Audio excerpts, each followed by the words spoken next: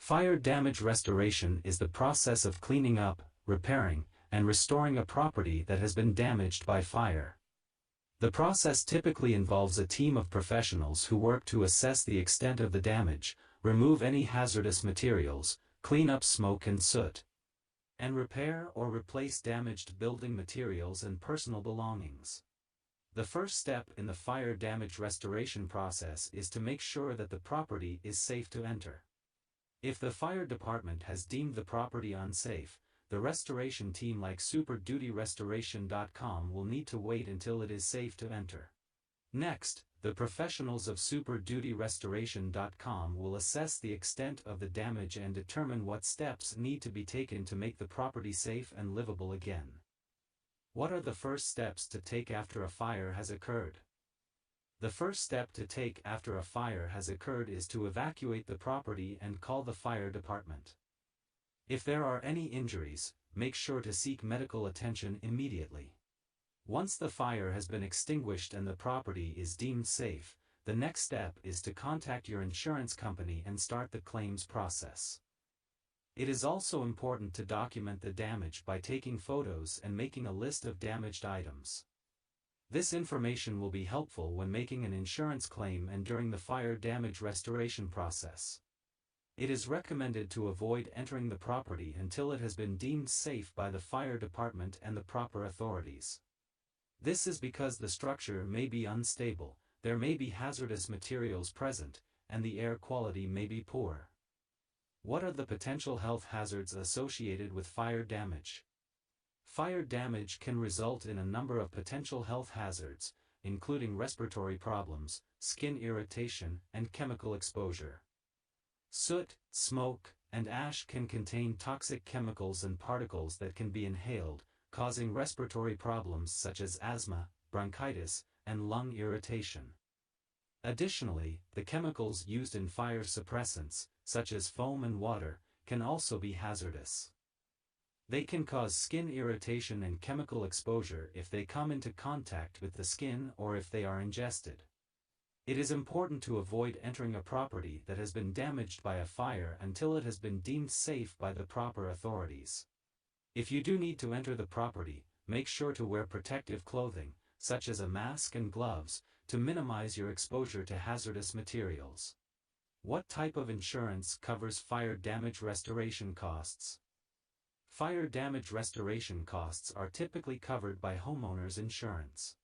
Most standard homeowners insurance policies include coverage for damage caused by fire, including the cost of cleaning up and restoring the property.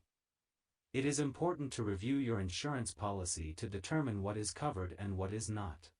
For example, some policies may exclude certain types of damage, such as damage caused by a fire that was the result of criminal activity. How long does fire damage restoration typically take? The length of time that fire damage restoration takes can vary depending on the extent of the damage and the size of the property. On average, the fire damage restoration process can take anywhere from a few days to several weeks, or even longer in some cases. The first step in the fire damage restoration process is to assess the damage and make any necessary repairs to make the property safe. This can take several days to a week, depending on the extent of the damage. Next, the team will clean up any smoke and soot, which can take several days to a week. Finally, the team will repair any damage to the structure of the building and replace any damaged personal belongings, which can take several weeks to several months, depending on the extent of the damage. It is important to keep in mind that the fire damage restoration process can be affected by a number of factors, including the severity of the fire, the type of materials that were burned, and the extent of smoke and soot damage. Additionally, if the fire department had to use a lot of water or chemicals to put out the fire, there may be additional damage to the structure and personal belongings, which can prolong the fire damage restoration process.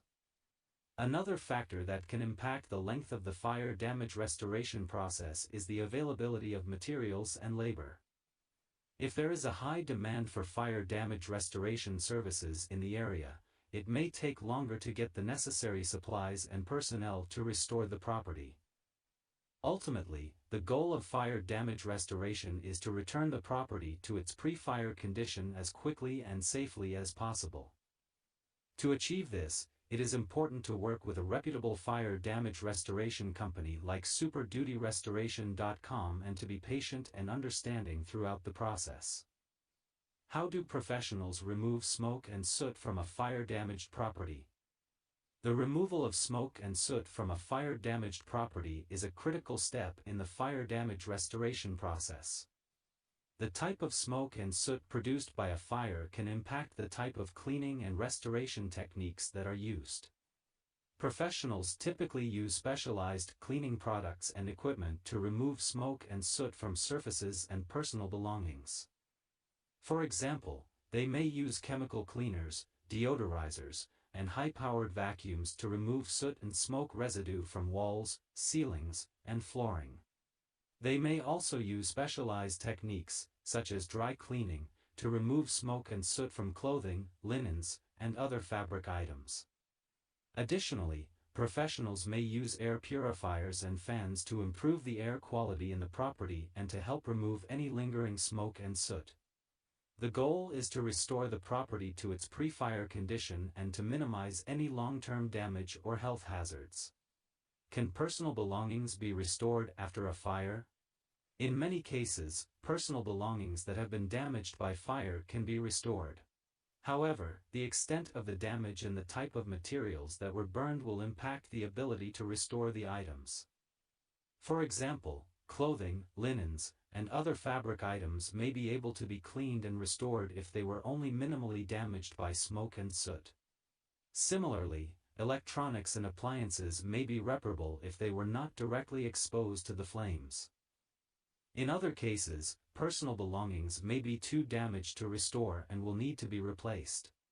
The fire damage restoration team will work with you to determine which items can be restored and which items need to be replaced. They may also provide guidance on the best course of action for restoring or replacing damaged items. What steps can be taken to prevent future fires from occurring? There are a number of steps that can be taken to prevent future fires from occurring in your home or property. Some of the most common steps include installing smoke detectors and carbon monoxide detectors, developing and practicing a fire escape plan, keeping flammable materials, such as paper, curtains, and bedding, away from heat sources, regularly cleaning and maintaining heating systems, appliances, and electrical systems, being mindful of cooking and smoking habits. It is also important to educate yourself and your family about fire safety and to be aware of the signs of a potential fire, such as flickering lights, unusual smells, or unusual heat.